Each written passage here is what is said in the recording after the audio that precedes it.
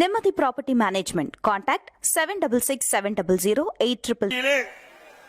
மக்களை சந்தித்து வாக்குகளை சேகரித்தோம். அந்த எழுச்சி பயணம் மிகப்பெரிய வெற்றியை கொடுத்தது. இன்றைய தினம் தேர்தல் அறிவிக்கப்பட்டு முதலாக மயிலாப்பூர் சட்டமன்ற தொகுதியில் உங்களை சந்திப்பதிலே மிகுந்த மகிழ்ச்சி.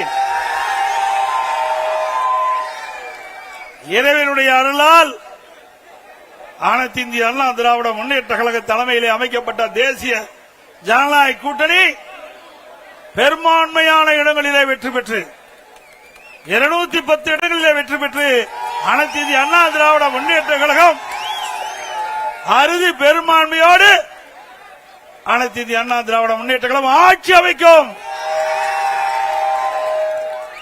திமுக நிலைமை பரிதாபமா இருக்குது. அப்படித்தானே? நம்ம கூட்டணி 3 நாளைக்கு முன்பு நம்முடைய கட்சியுடைய தலைமை அலுவலகத்திலே கூடணும். நம்முடைய கூட்டணியில் அங்கம் வைக்கின்ற கட்சிகளை அழைத்தோம். தேர்தல் நேரத்தில் நம்முடைய கூட்டணி கட்சிக்கு எத்தனை இடங்கள் என்று தேர்வு செய்து அறிவித்தோம். அடுத்த நாள் அனைத்து இந்திய அண்ணா திராவிட முன்னேற்ற கழகத்தினுடைய தேர்தல் அறிக்கையை சிறப்பாக வெளியிட்டோம். நம்முடைய தேர்தல் அறிக்கை மக்களுக்கு நன்மை கிடைக்கக்கூடிய தேர்தல் அறிக்கை. ஒட்டுமொத்த தமிழக மக்களும் நம்முடைய தேர்தல் அறிக்கையை வாசித்து தெரிந்து இன்றைய நமக்கு பாராட்டை தெரிவித்துக் கொண்டிருக்கின்றார்கள்.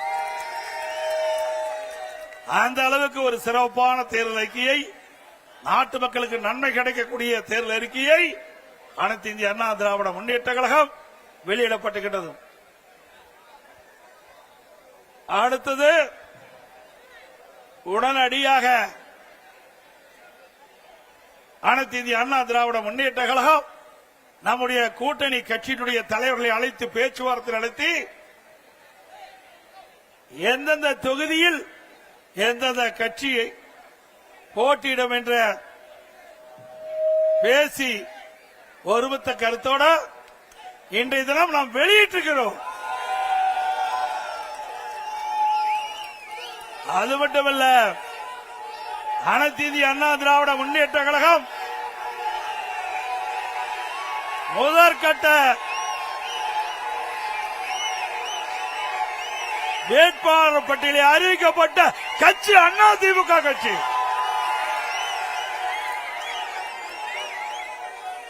முதற்கட்டமாக போட்டியிடுகின்ற வேட்பாளர் 23 பேர் அடங்கிய பட்டியலை நாம் அறிவித்திருக்கின்றோம். இன்னும் ஓரிரு நாட்களில் அனைத்து இந்திய அண்ணா திராவிட முன்னேற்ற கழக வேட்பாளர்கள் போட்டியிடுகின்ற பட்டியல் முழுமையும் வெற்றி அறிவிக்கப்படும் என்பதை மகிழ்ச்சியோடு தெரிவித்துக்கிறேன். திமுகவுடைய நிலை என்ன? திராவிட முன்னேற்ற கழகம் கூட்டணி அமைப்பதற்கு 20 நாட்களா போராடிட்டு இருக்காங்க. ஒவ்வொரு கட்சியும் பதறிக்கொண்டிருக்கின்றது. திராவிட முன்னேற்ற கழக தலைமையிலே அமைக்கப்பட்ட கூட்டணி கட்சிகள் போராடி அவர்கள் தொகுதியை பெற வேண்டிய அவல நிலை அந்த கூட்டணியிலே இருக்கின்றது. அதிமுக அப்படி அல்ல. அதிமுக தலைமையிலே அமைக்கப்படுகிற தேசிய ஜனநாயக கூட்டணி கட்சிக தலைவர்கள் சுதந்திரமாக இருக்கின்றார்கள். திமுக கூட்டணியை அங்கம் வைக்கின்ற கட்சிகள் அடிமையாக இருந்து கொண்டிருக்கின்றது.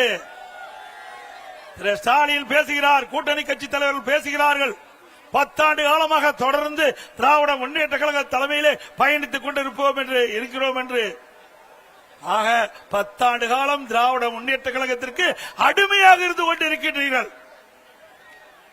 இப்படி அடிமையாக இருந்த காரணத்தினால்தான் 2021 சட்டமன்ற பொதுத் தேர்தலில் திராவிட முன்னேற்ற கழக தலைமையிலே அமைக்கப்பட்ட கூட்டணிக்கு ஒதுக்கப்பட்ட இடத்தை விட குறைவான இடத்தை பெற்றிருக்கின்றீர்கள். ஆக திராவிட முன்னேற்ற கழக தலைமையிலே அமைக்கப்பட்ட கூட்டணி கட்சி சேர்ந்த தலைவரை எண்ணி பார்க்க வேண்டும். உங்களிடத்திலே திராவிட முன்னேற்ற கழகத்திற்கு ஆட்சி அதிகாரம் இருக்கின்ற போது திராவிட முன்னேற்ற கழக ஆட்சியை புகழ்ந்து பாட வேண்டும் என்று உங்களை பயன்படுத்திக் கொண்டார்கள். ஆனால் தேர்தல் வருகின்ற பொழுது உங்களுக்கு தகுந்த அந்தஸ்தை கொடுக்காத கட்சி திராவிட முன்னேற்ற கழக கட்சி.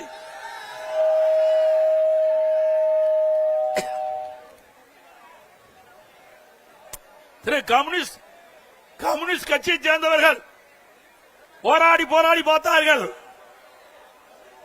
அவருடைய கட்சியுடைய நிர்வாக கூட்டத்தை கூட்டி பார்த்தார்கள். எவ்வளவோ முயற்சி செய்தார்கள். ஆனால் கடந்த தேர்தலில் போட்டியிட்ட தொகுதியை விட குறைவான தொகுதியை தான் பெற்றிருக்கிறார்கள். அதே போல திருமாவளவன் விடுதலை சிறுத்தை கட்சிகள், திருமாவளவன் தலைமையில் இருக்கின்ற விடுதலை சிறுத்தை கட்சி எவ்வளவோ போராடி 8 இடங்களில் பெற்றிருக்கிறாங்க. அது ஒரு அங்கீகரிக்கப்பட்ட கட்சியா இருக்குது. அங்கீகாரம் இல்லாத ஒரு கட்சிக்கு அதிக இடம் கொடுத்திருக்கிறாங்க. இதுதான் திமுக. புரிந்து கொள்ளுங்கள். திராவிட முன்னேற்ற கழக தலைமையிலே அமைந்துள்ள கூட்டணிகள் இனியாவது உணர்ந்து கொள்ளுங்கள். உங்களிடத்திலே திராவிட முன்னேற்ற கழக விசுவாசம் கிடையாது. திராவிட முன்னேற்ற கழகத்தை நம்பியவர்கள் நடு ரோட்டிலே விட்டு விடுவார்கள். அனைத்து இந்திய அண்ணா திராவிட முன்னேற்ற கழக தலைமையிலே அமைக்கப்படுகின்ற கூட்டணி கட்சி தலைவர்களுக்கு உரிய மரியாதை கிடைக்கின்ற கட்சி அண்ணா திமுக கட்சி.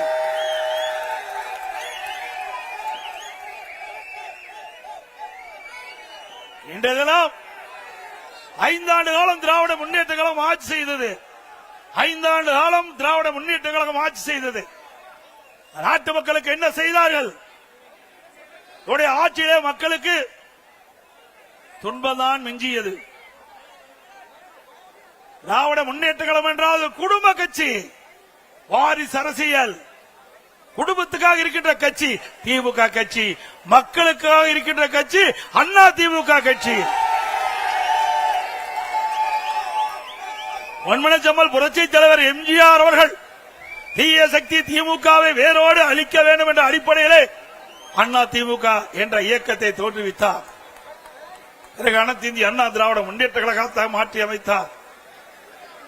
பொன்மனச்செம்மல் புரட்சி தலைவர் எம்ஜிஆர் அவர்கள் அவர் ஆட்சி செய்த போது நாட்டு மக்களுக்கு பல்வேறு திட்டங்களை கொண்டு வந்து ஏழை எளிய ஒடுக்கப்பட்ட நசுக்கப்பட்ட தாழ்த்தப்பட்ட மக்கள் இன்றைக்கு தமிழகத்தில் ஏற்றம் பெற்று சொன்னால் நம்முடைய தலைவர்கள் போட்ட திட்டம். புரட்சி தலைவர் எம்ஜிஆர் காலத்திலும் சரி, இதே புரட்சி தலைவி அம்மா அவர்கள் ஆண்ட போதும் சரி, இருவரும் தலைவர்கள் முதலமைச்சர் இருந்த காலத்திலே தமிழ்நாடு மற்ற மாநிலத்திற்கு எடுத்துக்காட்டாக விளங்கியது. அந்த இருவரும் தலைவர்கள் பாதையிலேதான் இன்றைக்கு அனைத்து இந்திய அண்ணா திராவிட முன்னேற்ற கழகம் பயணித்துக் கொண்டிருக்கின்றது. சிந்தித்து பாருங்கள்.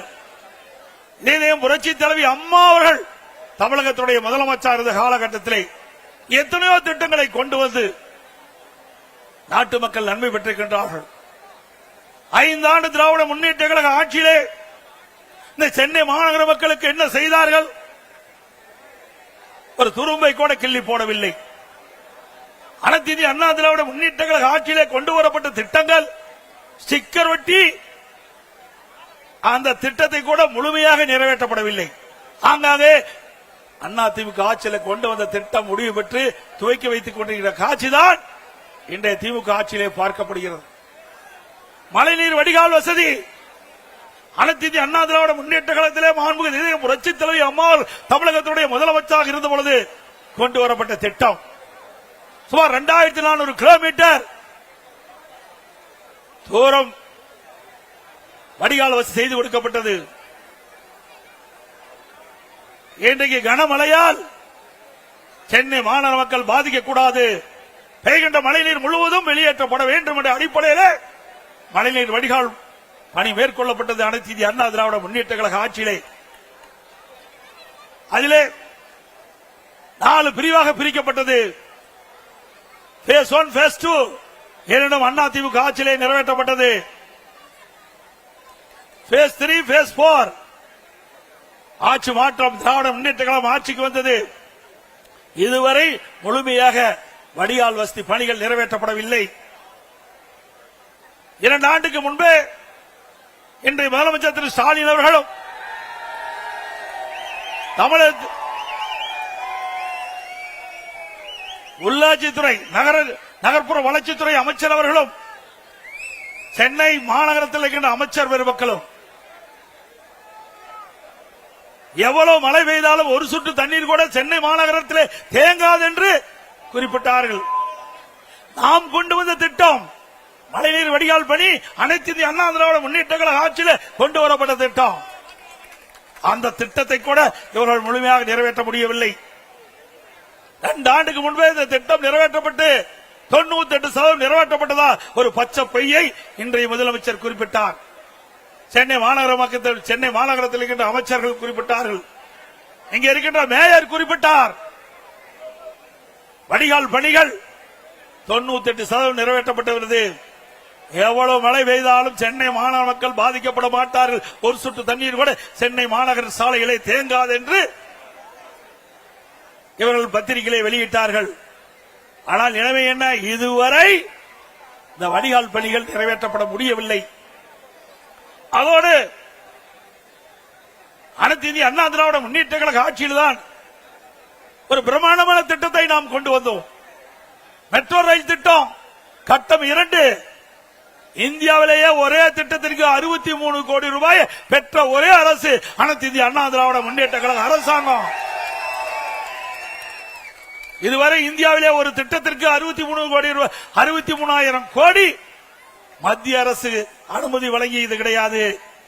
அனைத்து இந்திய அண்ணா திராவிட முன்னேற்ற கழகம் ஆட்சி செய்த பொழுது அம்மாவுடைய அரசாங்கம் மத்திய அரசோடு இணக்கமாக அணுகி சென்னை மாநகர மக்களுடைய போக்குவரத்து நெரிசலை குறைக்க வேண்டும் என்று இதை புரட்சி தலைவி அம்மா அவர்கள் திட்டமிட்டார்கள். துரதிருஷ்டவசமாக அம்மா அவர்கள் மறைந்தார்கள். அம்மா கொடுக்கப்பட்ட வாக்குறுதியை நிறைவேற்றுகின்ற விதமாக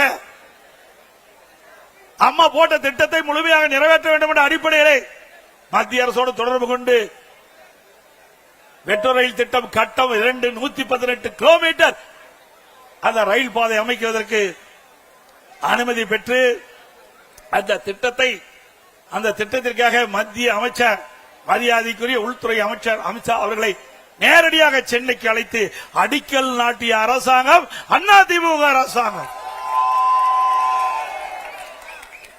இந்த திட்டம் முழுமையாக நிறைவேறுகின்ற பொழுது சென்னை மாநகர மக்கள் போக்குவரத்து நெரிசல் இல்லாம பயணம் செய்ய முடியும். இது அதிமுக ஆட்சியுடைய சாதனை. அதிமுக ஆட்சியுடைய சாதனை. சிந்திச்சு பாருங்கள். இப்படி ஏதாவது ஒரு பெரிய திட்டத்தையாவது 5 ஆண்டு காலத்தில் இந்த சென்னை மாநகர மக்களுக்கு கொடுத்திருக்கிறீங்களா? இல்ல. எப்பொழுது பார்த்தாலும் கொள்ளை அடிப்பதுதான் ஒரே குறிக்கோள். திராவிட முன்னேற்ற கழகத்துடைய அரசாங்கம் கொள்ளையடிக்கின்ற அரசாங்கமா மாறிவிட்டது. கலெக்ஷன், கமிஷன், கரப்ஷன், இதுதான் தாரக மந்திரம் திமுக. இதைத்தான் அவர்கள் 5 ஆண்டு காலம் செய்தார்கள். மக்களுக்காக எந்த நன்மையும் செய்யவில்லை. எந்த பெரிய திட்டத்தையும் தமிழ்நாட்டு மக்களுக்கு கொடுக்கல, சென்னை மாநகர மக்களுக்கு கொடுக்கல. அது மட்டுமல்ல, அனைத்து இந்திய அண்ணா திராவிட முன்னேற்ற கழகம் ஆட்சி இருக்கின்ற பொழுது இன்றைக்கு புயல் வந்தது.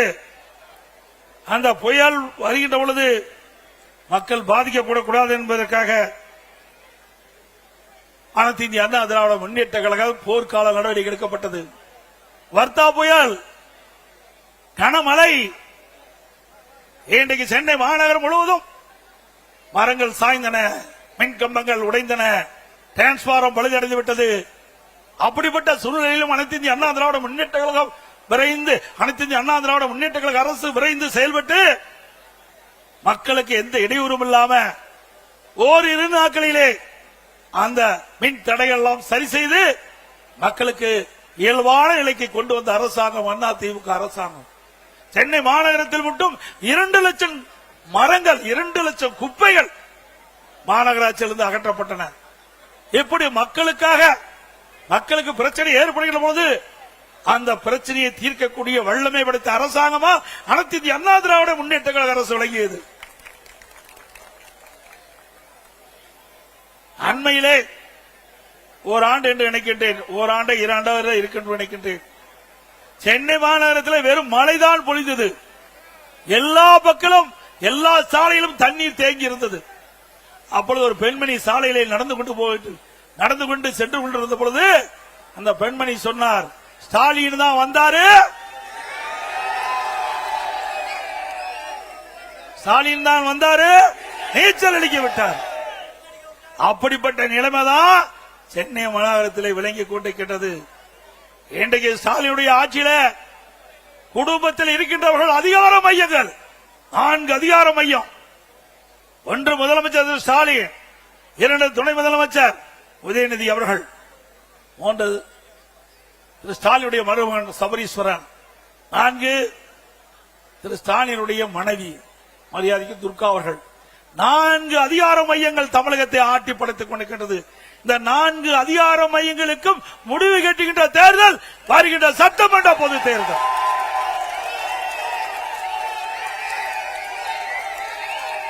முடிவு கட்டுவீங்களா?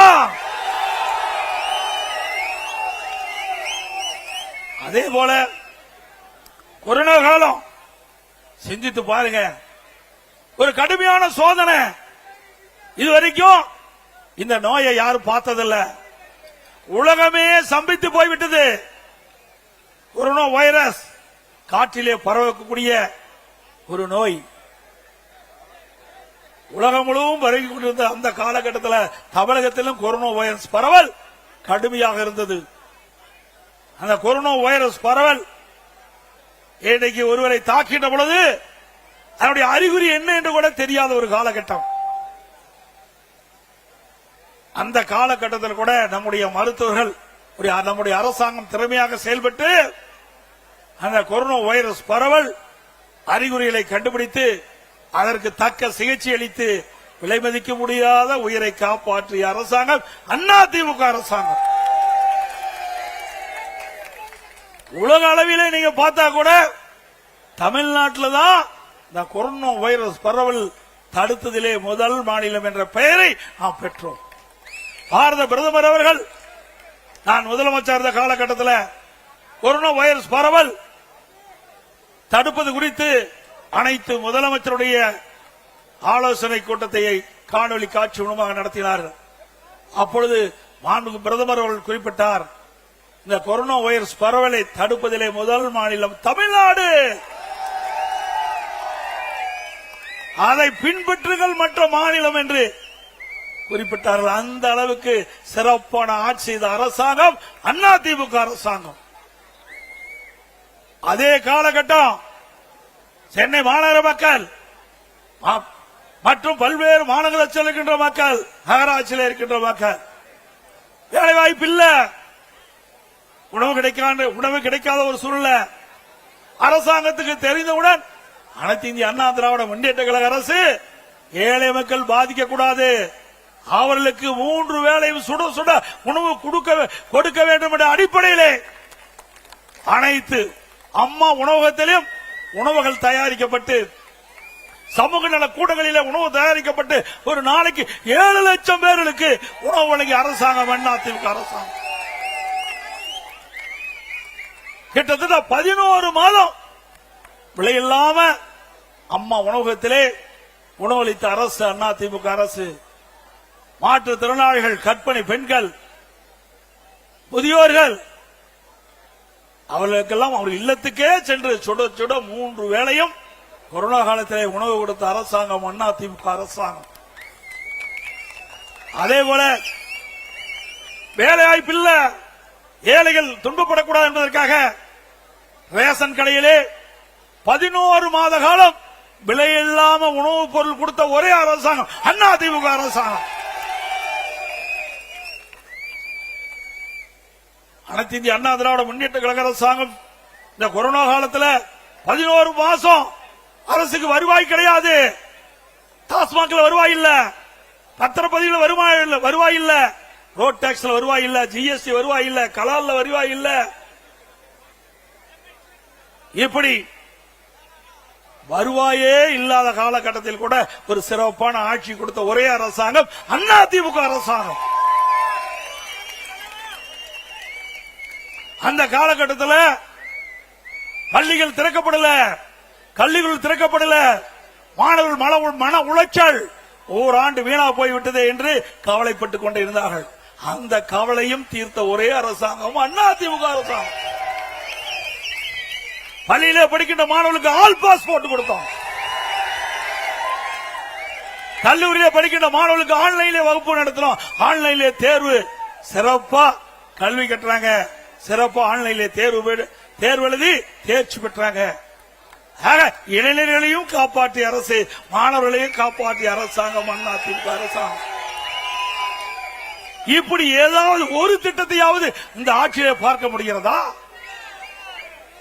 இப்படி ஏதாவது ஒரு திட்டத்தையாவது செயல்படுத்தி காட்டினார்களா? சிந்தித்து பாருங்கள்.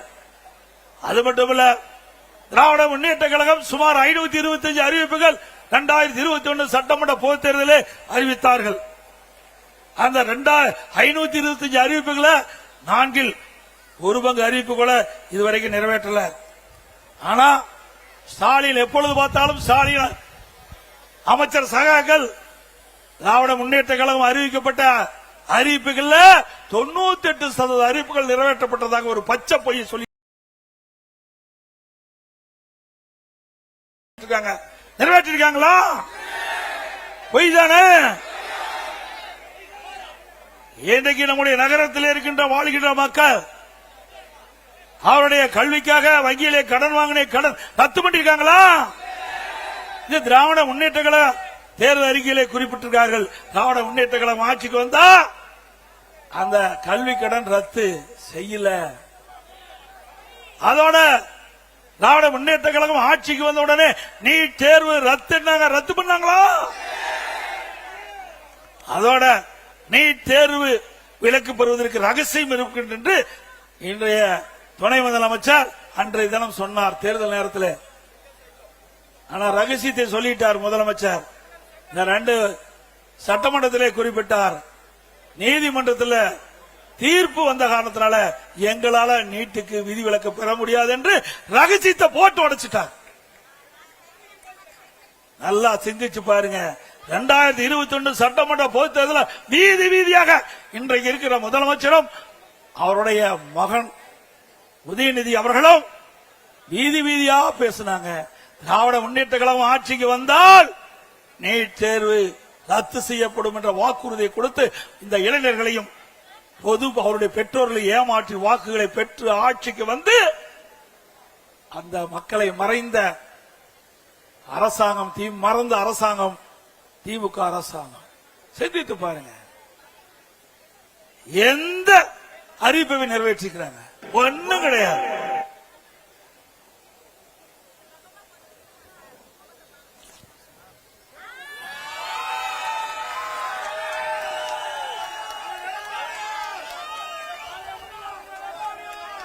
இன்றைக்கு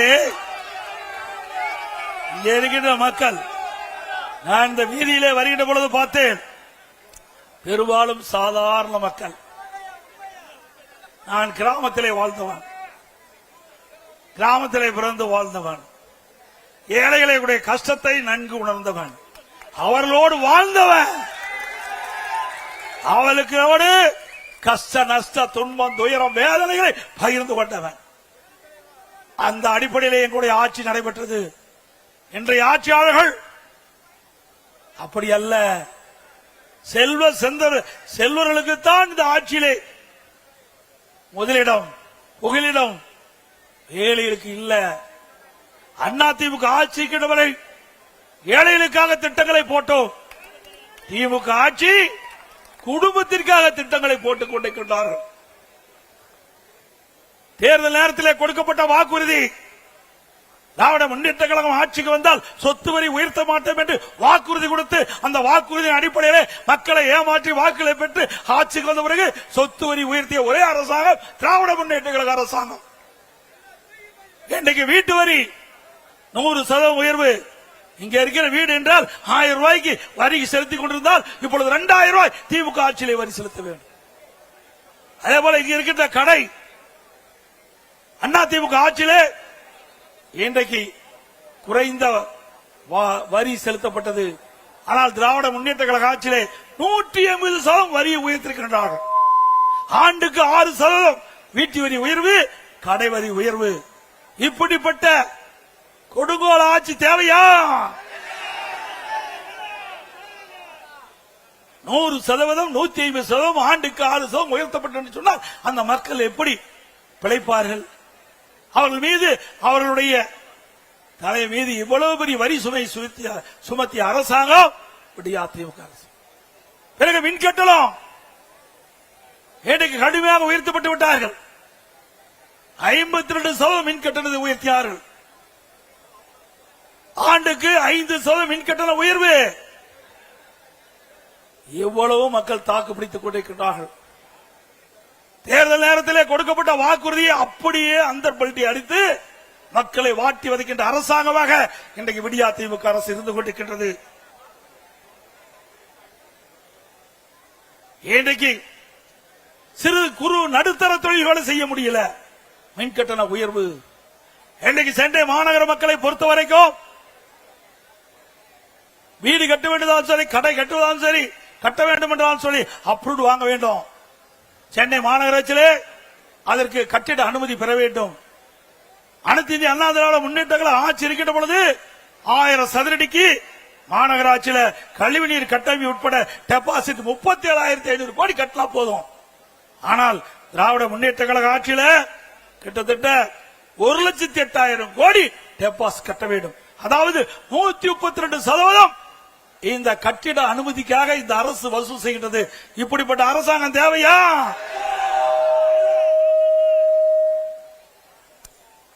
இங்கே சென்னை மாநகர மக்களை பொறுத்த வரைக்கும் அன்றாட வேலைக்கு செல்லக்கூடியவர் பல பேர் இருக்கின்றார்கள். மாத சம்பளம் வாங்கிட்டவர் பல பேர் இருக்கின்றார்கள். பெரும்பாலும் அப்படித்தான் இந்த மாநகரத்திலே வாழ்ந்து கொண்டிருக்கின்ற மக்கள். ஆனால் இந்த ஆட்சி வந்த பிறகு விலைவாசி விண்ணை முட்டுகின்ற அளவுக்கு உயர்ந்து போய்விட்டது. எனக்கு அரிசி விலை அனைத்து இந்திய அண்ணா திராவிட முன்னேற்ற கழக ஆட்சியில பச்சரிசி, சாப்பாட்டு அரிசி 1 கிலோ 40 ரூபாய்க்கு வித்தது. திராவிட முன்னேற்ற கழக ஆட்சியில 1 கிலோ 75 ரூபாய்க்கு விற்கிறது பச்சரிசி. பொன்னி புழுங்கல் அரிசி 1 கிலோ அண்ணா திமுக ஆட்சியில 45 ரூபாய். திராவிட முன்னேற்ற கழக ஆட்சியில 1 கிலோ 75 ரூபாய்க்கு விற்கின்றது. இட்லி புழுங்கல் அரிசி 1 கிலோ அனைத்து இந்திய அண்ணா திராவிட முன்னேற்ற கழக ஆட்சியில 30 ரூபாய்க்கு வித்தது. திராவிட முன்னேற்ற கழக ஆட்சியில 1 கிலோ 55 ரூபாய்க்கு விற்கிறது. கடல் எண்ணெய் 1 கிலோ அனைத்து இந்திய அண்ணா திராவிட முன்னேற்ற கழக ஆட்சியில 130 ரூபாய்க்கு வித்தது. இன்றைய தினம் 200 ரூபாய்க்கு விற்கின்றது. நல்லெண்ணெய் 1 கிலோ அனைத்து இந்திய அண்ணா திராவிட முன்னேற்ற கழக ஆட்சியில 250 ரூபாய்க்கு வித்தது. இன்றைக்கு 500 ரூபாய்க்கு விற்குது. துவரம்பருப்பு 1 கிலோ அண்ணா திமுக ஆட்சியில 74 ரூபாய். இன்றைக்கு திராவிட முன்னேற்ற கழக ஆட்சியில 120 ரூபாய்க்கு விற்குது. உளுத்தப்பருப்பு 1 கிலோ அண்ணா திமுக ஆட்சியில 79, திராவிட முன்னேற்ற கழக ஆட்சியில 120. ஆக இப்படி உணவுப் பொருளுடைய விலை மின்னை முற்றுகின்ற அளவுக்கு உயர்ந்து விட்டது. ஏழை மக்களுக்கு வேலை வாய்ப்பு குறைவு, செலவு அதிகம், வரவு குறைவு. அதனால் மக்கள் படுகின்றார்கள் துன்பம். அதை பத்தி எல்லாம் இந்த அரசாங்கத்துக்கு கவலை இல்லை. இதே அனைத்து இந்திய அண்ணா திராவிட முன்னேற்ற கழக ஆட்சி இருக்கின்ற பொழுது இப்படி அத்தியாவசிய உணவுப் பொருட்கள் விலை ஏறுகின்ற பொழுது இந்த உணவுப் பொருளை கட்டுப்படுத்த, விலையை கட்டுப்படுத்த வேண்டும் என்பதற்காக விலை கட்டுப்பாட்டு நிதியம் என்று அதற்கென்று 100 கோடி ரூபாய் கூட்டுறவு அமைப்பிலே நிதி ஒதுக்கீடு செய்யப்பட்டு எந்த உணவுப் பொருள் விலை ஏறியதோ அந்த உணவுப் பொருள் எந்த மாநிலத்தில் விலை குறைவாக இருக்கின்றதோ அங்கே கொள்முதல் செஞ்சு தமிழகத்தை கொண்டு வந்து கூட்டுறவு அமைப்பின் மூலமாக அந்த விலை ஏற்றத்தை தடுத்த அரசாங்கம் அதிமுக அரசாங்கம். இந்த ஏழை மக்களை பாதுகாக்கப்பட்ட அரசாங்கம். ஏழைகள் துன்பப்படக்கூடாது, அதற்காக பல்வேறு நடவடிக்கை எடுத்தோம். அது மட்டுமல்ல, திராவிட முன்னேற்ற கழக அரசு இன்றைக்கு இந்தியாவிலேயே அடிக்கடி முதலமைச்சர் பேசுறார், தமிழ்நாடு தான் முதலிடம், தமிழ்நாடு தான் முதலமைச்சர். அந்த அமைச்சர் எல்லாம் பேசுறாங்க சூப்பர் முதலமைச்சர். எதுல சூப்பர் முதலமைச்சர்? கடன் வாங்குவதிலே சூப்பர் முதலமைச்சர். சிந்திச்சு பாருங்க. 5 ஆண்டுகள் 5 லட்சம் கோடி கடனை வாங்கி இந்தியாவிலே கடன் வாங்குவதிலே முதல் மாநிலம் என்ற பெயரை பெற்ற சாதனை படைத்த அரசாங்கம் திமுக அரசாங்கம். அனைத்து இந்திய அண்ணா திராவிட முன்னேற்ற கழகம் ஆட்சியிலே இருந்த காலகட்டத்தில் 2021 73 ஆண்டு காலம் பல்வேறு கட்சிகள் தமிழகத்திலே ஆண்டன. அந்த 73 ஆண்டு காலத்திலும் 2021 சுமார் 4,85,000 கோடி தான் கடன். ஓராண்டு அரசாங்கத்துக்கு வருவாயே கிடையாது. கொரோனா காலம். அந்த காலகட்டத்தில் கொரோனாவுக்காக 40,000 கோடி அரசாங்கம் செலவு செய்தது. ஆனால் திராவிட முன்னேற்ற கழகத்துக்கு அப்படிப்பட்ட நிலைமை இல்ல. திராவிட முன்னேற்ற கழகம் ஆட்சிக்கு வந்த பிறகு 2020-21 அரசுக்கு வந்த வருவாயை விட 2024-25 திராவிட முன்னேற்ற கழக ஆட்சியில 1,30,000 கோடி கூடுதலாக வருவாய் வந்திருக்குது. ஒரு பக்கம் கூடுதலாக வருவாய், ஆனால் புதிய திட்டங்கள் இல்ல. ஆக இப்படி வருவாய் கூடுதலாக வந்தும் கூட கடன் வாங்குவதற்கு என்ன காரணம்? ஊழல் ஊழல் ஊழல் ஊழல். இன்றைக்கு 5 லட்சம் கோடி கடன் வாங்கி அந்த கடனை எப்படி மக்கள் திருப்பி கட்டுவார்கள் என்பதை எண்ணி பார்க்க வேண்டும். இப்படி கடன் வாங்குகின்ற அரசாங்கம் மீண்டும் தொடர வேண்டுமா?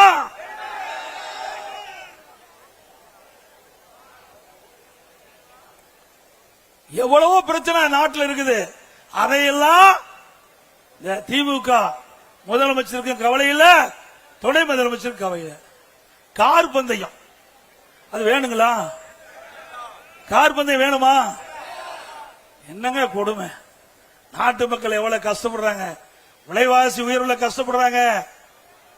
இன்றைக்கு முறையா தண்ணீர் கிடைக்கல, குடி தண்ணீர் கிடைக்கல என்று மக்கள் புலம்பிக் கொண்டிருக்கிறாங்க. ஆனா இன்றைக்கு துணை முதலமைச்சர் திரு உதயநிதி ஸ்டாலின் அவர்கள் நம்முடைய சென்னை மாநகரம் மத்திய பகுதியிலே பிரம்மாண்டமான கார் பந்தயத்தை நடத்துறார். பல 100 கோடியிலே கார் பந்தயம் நடத்திக்கிட்டு அரசாங்கம் தொடர வேண்டுமா? யாருடைய பணம்? மக்களுடைய வரி பணம். பிறகு திரு ஸ்டாலின் அவர்கள் அவருடைய தந்தைக்கு ஞாபகார்த்தமா பேனா வைக்கிறார். நீங்க பேனா வைங்க, நாங்க வேண்டான்னு சொல்லல. அவருடைய திராவிட முன்னேற்ற கழகம் ட்ரஸ்ட் வச்சிருக்கிறாங்க. அது குடும்பத்தில் ஒரு ட்ரஸ்ட் வச்சிருக்கிறாங்க. 8,000 கோடி இருக்குது. திராவிட முன்னேற்ற கழகம் அந்த திரு கருணாநிதி குடும்பத்திற்கு ட்ரஸ்ட்ல 8,000 கோடி இருக்குது. அதுல பேனா வைங்க. யார் வேண்டாங்கிறா? மக்களுடைய வரி பணத்துல எழுதாத பேனாவை நடுக்கடல கொண்டு வைக்கிறாங்க. இது நியாயமா? எழுதாத பேனா எங்க வச்சா என்ன? நீங்க அடக்கம் பண்ண அங்க மெரினா பீச்சில் அவருடைய நினைவிடத்தில் முன்னால ஒரு 2 கோடி பேனா வைங்க. யார் வேண்டாங்கிறா? ஸ்டாலின் அவர்களே, மக்களுடைய வரி பணத்தை ஊதாரி தனமாக செலவு செய்கின்ற அரசாங்கம் மீண்டும் தொடர வேண்டுங்களா? எல்லாத்துக்கும் மேல இன்றைக்கு திருடர்கள் மக்கள்கிட்ட நகை பிடுங்குவாங்க, பணத்தை கொள்ளையடிப்பாங்க. ஆனா திமுக ஆட்சியில உடல் உறுப்புல திருடுறாங்க. உடல் உறுப்ப திருடுறாங்க. அது யார் திருடுறா? திமுக எம்எல்ஏ. கொடுமை அல்லவா? நாமக்கல் மாவட்டம் வறுமையின் காரணமாக அந்த ஏழை தொழிலாளிகளை ஏமாற்றி முறைகேடாக அந்த கிட்னிய திருடி இருக்காங்க. இப்படிப்பட்ட அரசாங்கம் தேவைங்களா? தயவு செய்து இந்த கூட்டத்தில் வந்திருக்கிற நம்முடைய கழக நிர்வாகிகளும் தொண்டராலும் சரி, பொதுமக்களாலும் சரி, உங்களுடைய நண்பர்களாலும் சரி, உறவினராலும் சரி, ஏதாவது திமுக கட்சிக்காரன் நடத்துற மருத்துவமனைக்கு போய் ஏதாவது ஆபரேஷன் பண்ணி இருந்தா மீண்டும் போய் ஸ்கேன் பண்ணி பாத்துங்க. ஏன்னா உள்ளுக்குள்ள இருக்கிற உறுப்பு இருக்குதா இல்லையான்னு பாத்துங்க. இது எதற்காக சொல்லிட்டு சொன்னால், நம்முடைய நாமக்கல் மட்டம் குமராபாளையத்தில் ஒரு பெண்மணி பணத்தை ஆசை காட்டி அதனுடைய கிட்னியை எடுப்பதற்காக அழைச்சிட்டு போய் கல்லீரல் எடுத்துட்டாங்க. கிட்னிக்கு பதிலா. அதனாலதான் நான் சொல்றேன், இது விளையாட்டுக்காக சொல்லிங்க. உண்மையாக திராவிட முன்னேற்ற கழக ஆட்சியில் இந்த சம்பவம் நடந்திருக்குது. ஆக ஒரு எம்எல்ஏ, ஆளுங்கட்சி எம்எல்ஏ அவருடைய மருத்துவமனையில இந்த கிட்னி முறைகேடு நடைபெற்றதாக அரசாங்கத்துக்கு, இது திமுக அரசாங்கத்துக்கே புகார் வந்து திமுக அரசாங்கம் அதுக்கென்று ஒரு குழு அமைக்கப்பட்டு அந்த குழு போய் அந்த மருத்துவமனையில் ஆய்வு செஞ்சு முறைகேடு நடைபெற்றது உண்மை என்று கண்டுபிடித்த பிறகு அந்த மருத்துவமனை மீது இதுவரைக்கும் நடவடிக்கை எடுக்கல. மீண்டும் அனைத்து இந்திய அண்ணா திராவிட முன்னேற்ற கழகம் ஆட்சிக்கு வந்தா இந்த கிட்னி முறைகேட்டில் யாரெல்லாம் ஈடுபட்டார்களோ அவர்கள் மீதுதான் உரிய நடவடிக்கை எடுக்கப்படும்.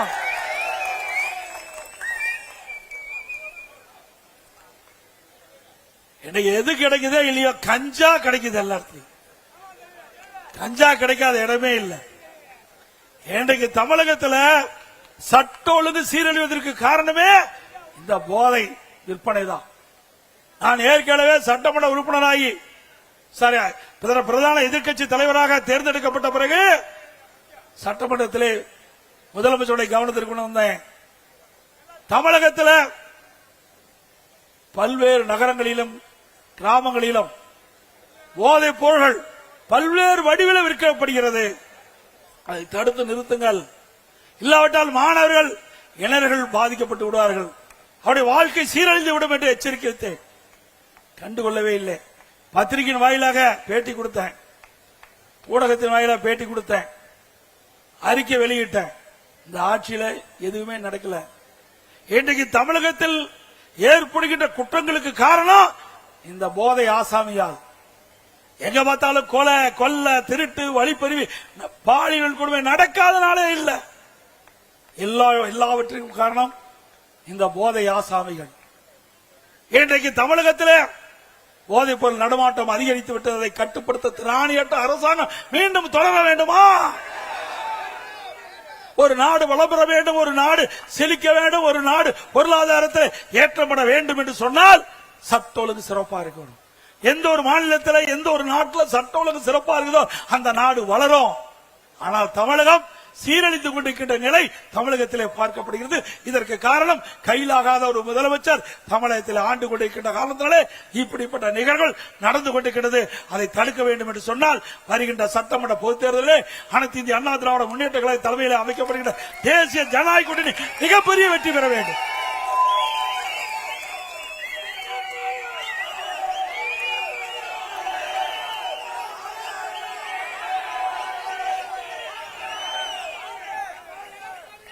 இன்றைய தினம் சென்னை மாநகரத்தில் பல்வேறு குற்றச்சம்பவங்கள் நடைபெற்றுக் கொண்டிருக்கின்றன.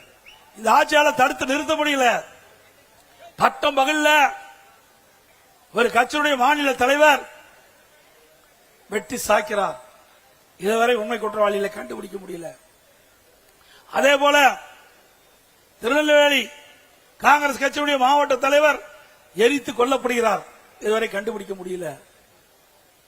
அது மட்டும் இல்லாம தினந்தோறும் கொலை கொள்ளை சம்பவம் நடந்துகிட்டே இருக்குது. நாங்குநேரியில் பார்த்தா 2 இருசக்கர வாகனத்தில் சாலையில சென்றுட்டு இருக்கிறாங்க. ஒரு இடத்துல மக்கள் நின்று கொண்டிருக்கிறாங்க.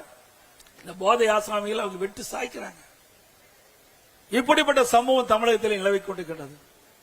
பெண்களுக்கு பாதுகாப்புல இந்த ஆட்சியில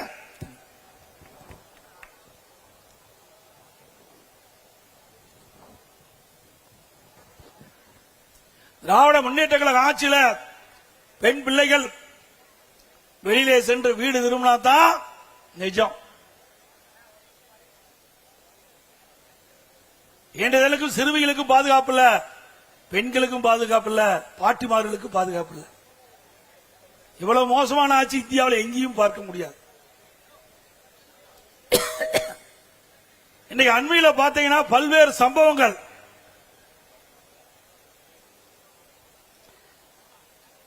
இன்றைக்கு தூத்துக்குடி மாவட்டம் விளாத்திக்குளத்தில்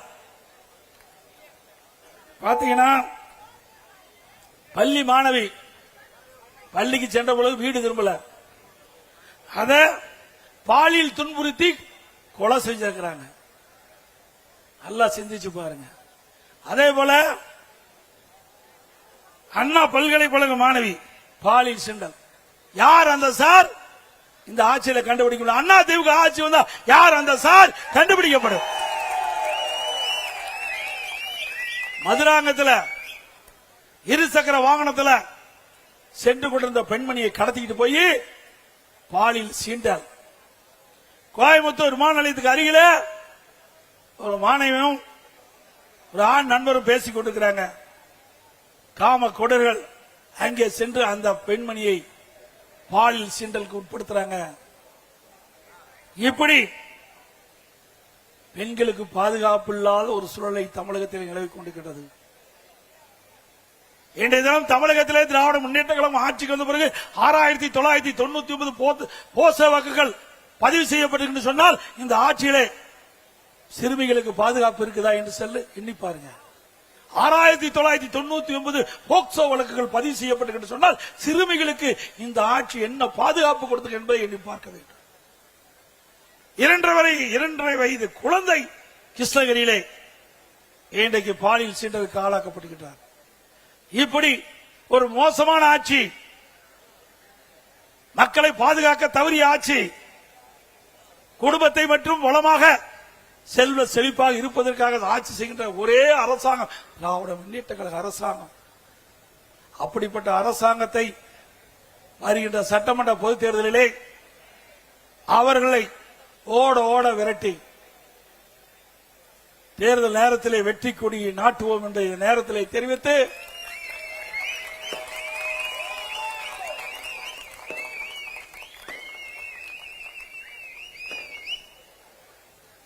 இந்த சட்டமன்ற தொகுதியிலே பாரதிய ஜனதா கட்சிக்கு ஒதுக்கப்படுகின்றன.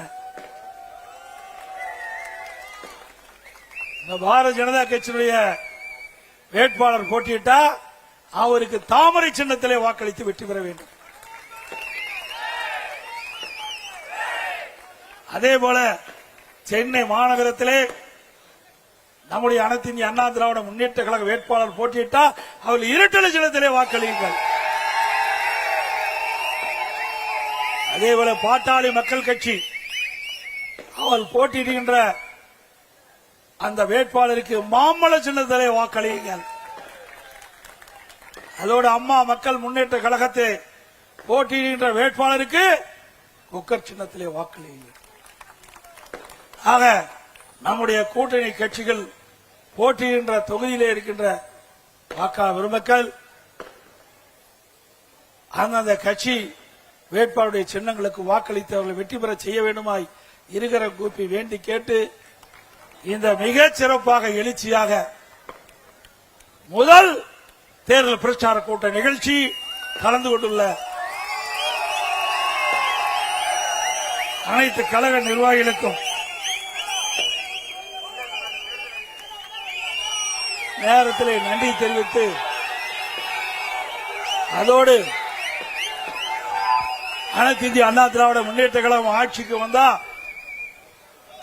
இன்றைக்கு எல்லா குடும்பத்தில் இருக்கின்ற நம்முடைய குடும்ப தலைவிக்கு மாதந்தோறும் 2000 ரூபாய் வழங்கப்படும். அதே போல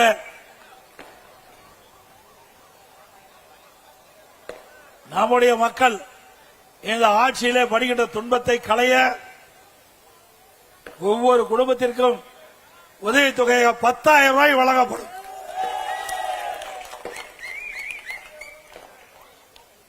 நகர பேருந்தில் தற்போது பெண்கள் கட்டணம் இல்லாமல் பயணம் செய்கின்றார்கள். அதே போல அதிமுக ஆட்சிக்கு வந்த பிறகு ஆண்களும் நகர பேருந்திலே கட்டணம் இல்லாமல் பயணம் செய்யலாம். குடும்ப அட்டைதாரருக்கு ஃப்ரிட்ஜ் வழங்கப்படும்.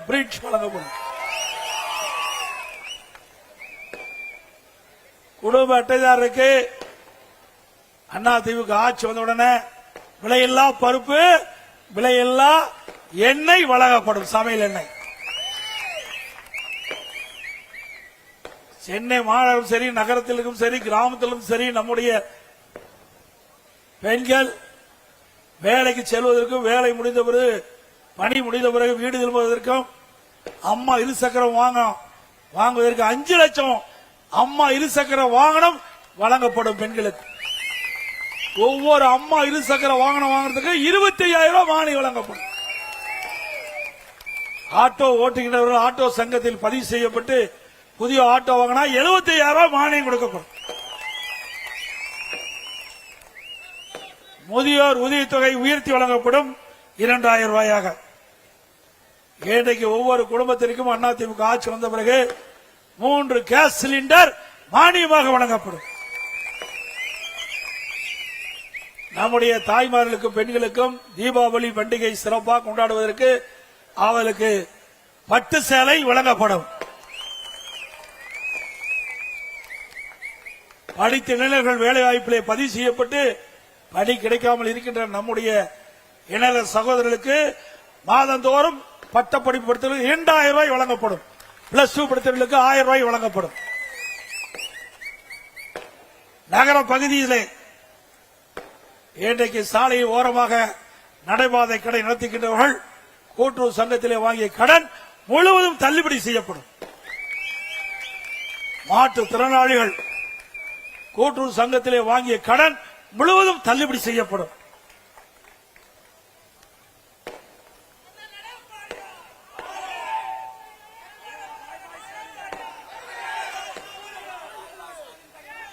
மக்களை காப்போம், தமிழகத்தை மீட்போம். மக்களை தமிழகத்தை மக்களை தமிழகத்தை மக்களை தமிழகத்தை ஸ்டாலின் மாடல் அரசு, ஃபெயிலியர் மாடல் அரசு. Bye bye Stalin. இந்த ஆட்சியோட ஸ்டாலினுக்கு பை பை சொல்லிடலாம்.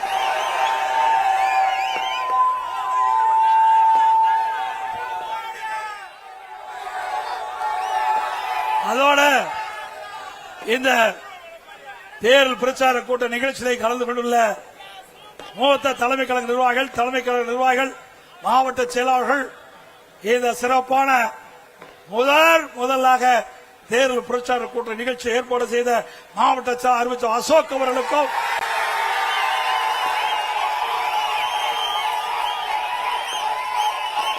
அவருக்கு உறுதுணையாக விளங்கிய பகுதி கழக செயலாளர்களுக்கும்,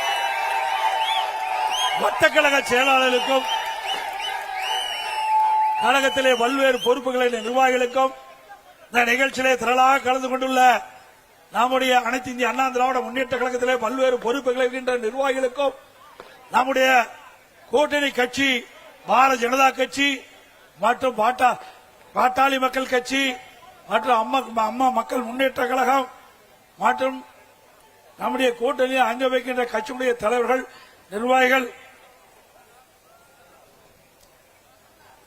தமிழ் மாநில காங்கிரஸ் கட்சியை சேர்ந்த நிர்வாகிகள், தொண்டர்கள், இந்திய ஜனநாயக கட்சியை சேர்ந்த தலைவர்கள், நிர்வாகிகள், புரட்சி பாரதம் கட்சியை சேர்ந்த நிர்வாகிகள், தொண்டர்கள், புதிய நீதி கட்சியை சேர்ந்த தலைவர் நிர்வாகிகள், தமிழக மக்கள் முன்னேற்ற கழகத்தை சேர்ந்த தலைவர் நிர்வாகிகள், பெருந்தலைவர் மக்கள் கட்சியை சேர்ந்த நிர்வாகிகள், தமிழ் மாநில முஸ்லீம் லீக் கட்சியை சேர்ந்த நிர்வாகிகள் மற்றும் கூட்டணியை ஆக்கிரமிக்கின்ற கட்சிகள், பல்வேறு ஆதரவு தருகின்ற அமைப்புகள், பல்வேறு கட்சியினுடைய நமக்கு ஆதரவு அளிக்கின்ற பல்வேறு கட்சியினுடைய தலைவர்கள், நிர்வாகிகள், தொண்டர்கள் இங்கே வருகிறது. சிறப்பாக இந்த நிகழ்ச்சியில் பங்கு பெற்ற அனைத்து பொதுமக்களுக்கும் வாக்காளர்களுக்கும் நன்றி, வணக்கம்.